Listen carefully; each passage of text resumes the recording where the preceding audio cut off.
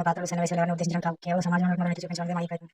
కొన్ని సన్నివేశాల్లో పరిమితిని దాటి సంగీతాలను ప్రేక్షకులను అతి చేరువ చేయడానికి ఉపయోగించాము, కానీ ఎటువంటి దురుద్దేశంతో వాటిని వినియోగించలేదు. మేము వాడిన వీడియో లేదా బీజిఎం కృష్ణ వారికి కృతజ్ఞతలు చెప్పుకుంటున్నాము. మా ఈ చిన్న ప్రయత్నాన్ని మీరు అభినందిస్తారని కోరుకుంటూ మీ అశ్వత్థామ.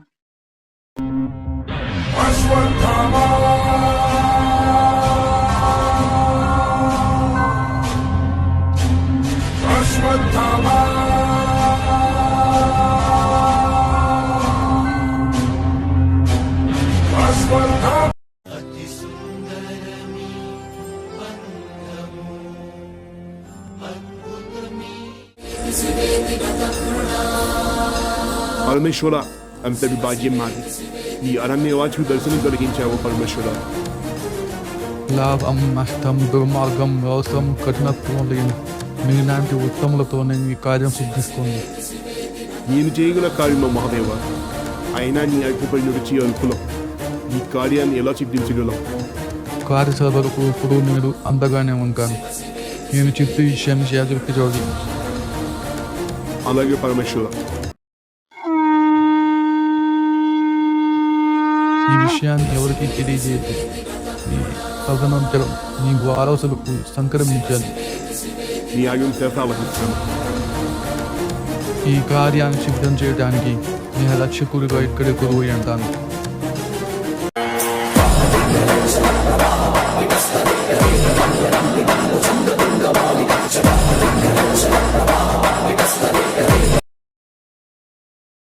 నిన్నంతా ఎక్కడికి తిరిగి వస్తున్నావురా? ఎక్కడికి వెళ్ళావు రాత్రంతా? ఏం చేసావు? ఫ్రెండ్కి చిన్న ప్రాబ్లం అయితే వెళ్ళాను మావయ్య. ఇక్కడ నా తెలివి నీ ఫ్రెండ్స్ కూడా ఉన్నారేంట్రా? సరే కానీ ఏం చేశాను అంతా? ఏం చేశానంటే, ఎవరమ్మా నువ్వు? స్వామి, నా పేరు సునీత. నేను అమెరికా వచ్చి 5 ఏళ్ళు అవుతుంది. ఇప్పుడు దాకా నాకు వెళ్ళలేదు. ఎలా ఉంటారు? నువ్వు ఇండియాని వదిలిపెట్టి ఇక్కడ అతను పెళ్లి చేసుకుని నీ రక్తం కలుషితమైన తల్లి. చాలా పెద్ద పాపం చేసావు. మీరు అడగండి స్వామి, మీరే ఏదైనా చేసి మాకు ఒక దారి చూపించాలి స్వామి. సరే, ఇలాంటి వాళ్ళ కోసమే మఠం తెరిచింది. వచ్చే 3 రోజులు మఠంలో నిద్ర చేయి, అంతా మంచి జరుగుతుంది. సరే స్వామి, 3 రాత్రులు మఠంలో నిద్రిస్తాను, వెళ్ళొస్తాను. అయితే దాంట్లో తప్పే ఉందా? జనాలు నమ్మకం పెంచుతున్నాడు, దాంట్లో తప్పేంటి? అయినా వాడు నమ్మకం పెంచట్లేదు మావయ్య. స్వామి, నేను ఇండియా నుంచి వచ్చి ఎక్కడైతే ఓడిపోయాను. ఈ మధ్య 30 lakhs బెట్టింగ్ వేసాను, కానీ నేను ఓడిపోయాను. నేను మోసపోయాను స్వామి, నేను మోసపోయాను. ఇప్పుడు ఓడిపోయాను. మీరే నాకు ఒక దారి చూపించాలి స్వామి. నువ్వు చేయకూడని పాపం చేసావు. చూడవాటం చాలా తప్పు అని నీకు తెలియదా? నువ్వు చేసిన పాపానికి శిక్ష ఏంటో తెలుసా? నీ చేతుల మీదుగా యజ్ఞం జరిపించాలి. యజ్ఞానికి ఖర్చు మొత్తం నువ్వే భరించాలి. వెళ్ళు, యజ్ఞం చేయించుకో. సరే స్వామి, యజ్ఞం చేపిస్తాను, వెళ్ళొస్తాను స్వామి. ఎవరినైనా నువ్వు? ఏంటి నీ సమస్య? నా పేరు అశ్వత్థామ. నేను ఒక సాఫ్ట్వేర్ ఎంప్లాయీ. నా ఉద్యోగం పోయింది, నా భార్య చనిపోయింది. నేను ఇండియాకి తిరిగి వెళ్ళాల్సిన సమస్య వచ్చింది. అయ్యో, అలా జరిగిందా? నువ్వు చాలా పెద్ద పాపాన్ని కొడుకెట్టేశావు. ఇండియా నుంచి వచ్చి ఇక్కడ తీరబడి నువ్వు నీ దేశానికి నమ్మక ద్రోహం చేశావు. అందుకే నీ శిక్ష విధించాడు. మీరే నాకు దారి చూపించారు. ఇది పోవాలంటే నువ్వు ఎక్కువ యజ్ఞం చేయించుకోవాలి. యజ్ఞానికి ఎంత ఖర్చు అవుతుంది ప్రాణి? యజ్ఞానికి 12 లక్షల దాకా ఖర్చు అవుతుంది బాబు. నా దగ్గర అంత లేవు స్వామి. మూర్ఖ, ఏం మాట్లాడుతున్నావు? మరి నీ భాగం పోవాలంటే ఎంత కావాలి? ఆకు ఇప్పటికీ మన దేశంలో దొంగబాబుడు దొంగస్వాముడు ఎక్కువ. ఈ దేశాన్ని 20 సంవత్సరాలు వెనక్కి లాగుతున్నారు. అన్ని ఎదుర్కొని కొంతమంది పరదేశం వచ్చి ఏదో పని చేసి బతుకుతున్నారు. మీరు వాళ్ళని కూడా బ్రతకనివ్వకుండా దూషం ఉంది, పాపం చేశారు అని వాళ్ళ రక్తాన్ని కూడా సూచిస్తున్నారు. కొంచెం కూడా జరలేదారా మీకు? ఒకరోజు తిరిగి కష్టపడి రూపాయి దాచుకుంటూ భవిష్యత్తు కోసం వాళ్ళకి పాపం చేశారు అని చెప్పి వాళ్ళ కష్టాన్ని మింగేస్తున్నావు. నిన్న లేదంటే 3 రాత్రులు వద్దరు చేయాలి అంటున్నావు. చేయాల్సిన ఆశ్రమం నీ పరగదేవనా? నీలాంటి వాళ్ళు ఎంత పుట్టినప్పుడు సౌండ్ పాములు రా. నీలాంటి వాళ్ళే ఇండియన్స్ మూఢనమ్మకాలు నమ్మేవాళ్ళు అని అన్ని దేశాలు మన మీద ముద్ర వేశాయి. ఇండియన్స్ ఇప్పుడు డెవలపర్ కంట్రీగా మార్చారు. దాన్ని మారతారని మీలాంటి వాళ్ళు ప్రయత్నిస్తున్నారు. ఎప్పుడు యజ్ఞం అంటావు కదా, వీళ్ళు జైల్లో చేసుకోవడానికి యజ్ఞాలు పూజలు. జనాల్లో భయం పెంచి ఆ భయాన్ని డబ్బులో మారుస్తున్నాను. నేను అందరిని మోసం చేస్తున్నాను. వాళ్ళు అయినా అలా మోసపోయిన వాళ్ళు ఎవరో మనకు తెలియదు, మనకు సంబంధం కూడా లేదు. మనకు సంబంధం లేని వాళ్ళ కోసం ఎందుకు రాదంతా? అది ఏంటో తెలియదు మావయ్య. నా కళ్ళవం తప్పు జరిగితే అది నాకు సంబంధం ఉన్నా లేకపోయినా అది నాకు తెలిస్తే నేను ఖచ్చితంగా సాయం చేయాలనుకుంటాను.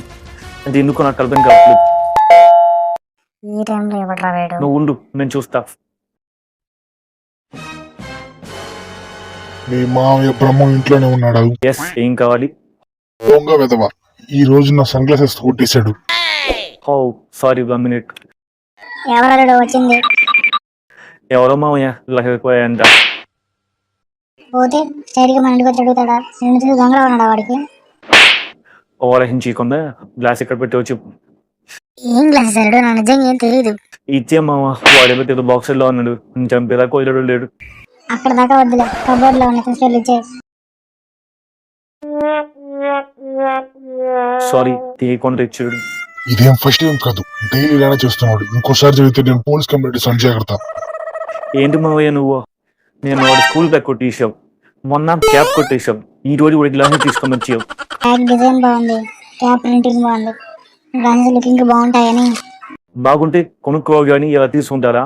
నువ్వు ఎప్పుడు మారదావు మావయ్య? రోజు ఏదో కొట్టేసి ఎలా మావయ్య? అయినా రోజు వాడి దగ్గర కొట్టేస్తే వాడు చదువుమానవ రాదా? సరేరా, ఈసారి వేరే వాడి దగ్గర ట్రై చేస్తా. అంతేగా నువ్వు మారవు. సరే, టాపిక్ మార్చుకో. ఏంట్రా నువ్వు? ఇండియా నుంచి వచ్చిన ప్రతి వాళ్ళని కాపాడాలి అనే రూల్ ఏమైనా ఉందా ఇక్కడ? లేకపోవచ్చు. కళ్ళ ముందు తప్పు జరిగితే నేను చూస్తూ ఊకో మావయ్య. ఎదుటి వాడి సాయం చేయమని అడిగినప్పుడు వాడికి సాయం చేయడం తప్పింటి అవుతుంది. అది నా బాధ్యత. అన్నీ మీ నాన్న బుద్ధిలో వచ్చాయి, మిమ్మల్ని మాత్రం నా వల్ల కాదు. సరే, వెళ్ళి థింగ్స్ అన్ని ప్యాక్ చేసుకో. 2 days లో మన ఇండియా వెళ్తున్నాం. ఏంటి మావయ్య ఇక్కడ ఉందా? మర్చిపోయావా? ఇంకో 2 రోజుల్లో మీ అమ్మ నాన్న చనిపోయిన రోజు. కాశీకి వెళ్ళాలి కదా. ఓ మర్చిపోయా మావయ్య. సరే వెళ్దాం. మళ్ళీ డోర్ సౌండ్ వస్తుంది. కొంప తీసి వాడు చూడంటావా? ఏమో చూద్దాం. ఎవరు? ఉన్నాడు. నీ బ్యాగ్ కానీ పర్స్ కానీ ఏమైనా కొట్టించాడా?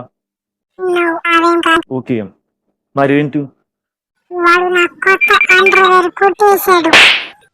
ఏంటి అండ్రవేరా? మావయ్య ఇండియా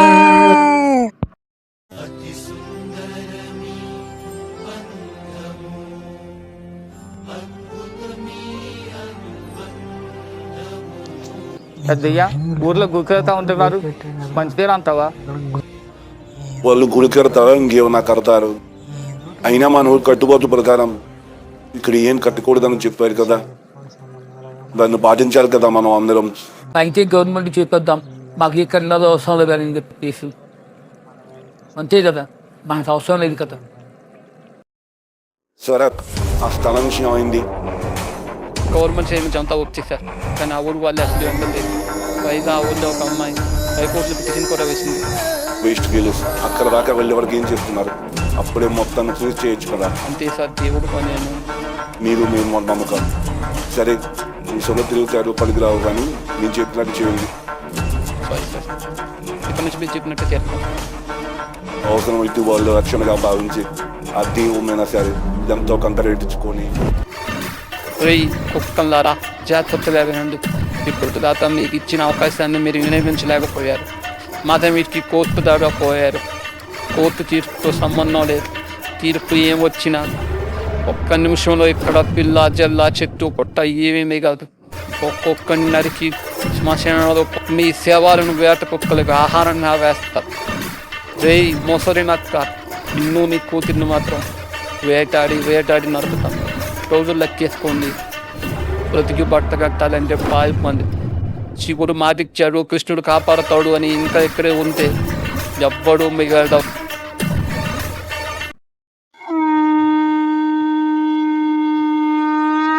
ఓ పోతున్నావుదిలా, ఏంటయ్యా ఇది? ఏంటి నీ లీల? నీ ఆగిలను వచ్చి ఏమైనా కొట్టడానికారే? అన్నీ తెలిసి కూడా దుర్మార్గం ఆపలేవా మగదేవా? కలికాలం అంతం చూడటమే నీకు కనుసుగా మారిందా? ఈ అమాయకుల రక్త ముద్రను ప్రాణాలు పోసి పెంచి నువ్వే ఆ రక్తం కళ్ళ చూడబెలిచావా? మా ప్రాణాలు పోతాయని మాకు బాధలేదు. నువ్వు సృష్టించిన ఆత్మ చనిపోతే నీలోనే కలుస్తుంది. నువ్వు ఇచ్చిన మాట తప్పడానికి అమావాస్య చంద్రుల్లా ఆ దుర్మార్గులు పొంచి ఉన్నారు. ఆ దుర్మార్గులు సృష్టించిన ఈ పద్మవ్యూహాన్ని తన ఎడమ చేతితో ప్రచురించగల అశ్వత్థాముని నువ్వే పంపాలి. ఎడారిలా మారబోతున్న ఈ పరిస్థితిని కాపాడే వానచినుకు నువ్వే రప్పించాయి.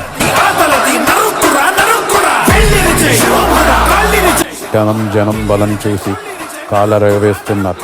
కరఖరలు తల నరికి కాలభైరువును నువ్వే సృష్టించారు.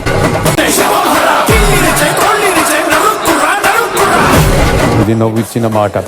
నువ్వే నిలబెట్టుకో శంకర, నువ్వే నిలబెట్టుకో.